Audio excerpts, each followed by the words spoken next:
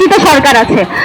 বিগত 1.5 বছর ধরে যে ইন্টারিম সরকার ছিল, সেই ইন্টারিম সরকারের সময় আমরা যতগুলো সমস্যার মধ্যে দিয়ে গিয়েছি, প্রত্যেকবার আমাদেরকে বলা হতো যে নির্বাচিত সরকার আসলে এই সকল সমস্যা আর সমস্যা থাকবে না, সকল সমস্যার সমাধান আমরা পেয়ে যাব।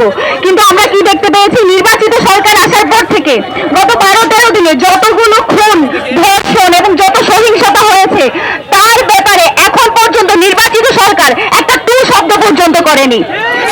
আমাদের যে স্বরাষ্ট্রমন্ত্রী, আমাদের যে প্রধানমন্ত্রী, তারা আমাদেরকে ডিফাইন করে দেয় কোনটাকে মেয়ে বলা হবে এবং কোনটাকে আন্দোলন বলা হবে। দেখেন অবশ্য আমরা যে একটা আন্দোলন করতে যাবো, সেটাকে তারা মেয়ে বলে থামিয়ে দিবে। মানুষের যে গণতান্ত্রিক যে অধিকার, আন্দোলন করার অধিকার, বিচার পাওয়ার অধিকার, সেটাকে তারা মত বলে থামিয়ে দিতে চায়। আপনারা দেখেন গত 3-4 দিনে যতগুলো ধর্ষণ হয়েছে, সবগুলোর ক্ষেত্রে কিন্তু একটা নির্দিষ্ট দলের, আরো স্পেসিফিক ভাবে বললে সরকারি দল বিএনপির সংশ্লিষ্টতা পাওয়া গিয়েছে। এই সংশ্লিষ্টতা পাওয়ার পরে আমরা যেরকম আগে দেখতাম ব্যক্তির দায় কোনো সংগঠন নেবে না, সেই ধরনের ভূমিকায় তারা আবার অবতীর্ণ হয়েছে। আপনারা দেখেন এই যে একটা দল তাদের সকল দায় ব্যক্তির উপর দিয়ে নিজস্ব যে দায় সেটা যে সরিয়ে দিচ্ছে, এই যে সে ধর্ষণ করে সেই ক্ষমতা, সেই অডাসিটি সে পেয়েছে তার দল সরকারে আছে বলে, এটাকে তারা অস্বীকার করে নিজেদের দায় যদি ছেড়ে ফেলতে চায়, তাহলে কিন্তু আমরা সেটা মেনে নিব না। ব্যক্তির দায় অবশ্যই দলকে নিতে হবে, তাকে বহিষ্কার করতে হবে এবং তার ব্যাপারে কি সিদ্ধান্ত নিচ্ছে সেটাও আমাদেরকে দেখাতে হবে।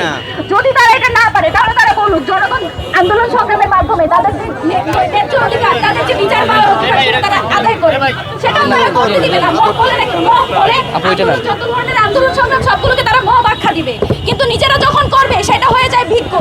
এই যে শব্দের ফ্রেমিং গুলো করে তারা মানুষের যে ন্যায্য অধিকার, মানুষের যে বিচার পাওয়ার অধিকার, সেটাকে যাতে তারা প্রতিহত করছে, তাদেরকে বলতে চাই আপনারা বিগত কয়েকদিন আরো একটা জিনিস দেখতে পেয়েছেন, যত ছোটখাটো ঘটনা সবকিছুর মধ্যে বিচার পাওয়ার জন্য, যে কোনো সমস্যার সমাধানের জন্য প্রধানমন্ত্রী হস্তক্ষেপের দরকার পড়ে।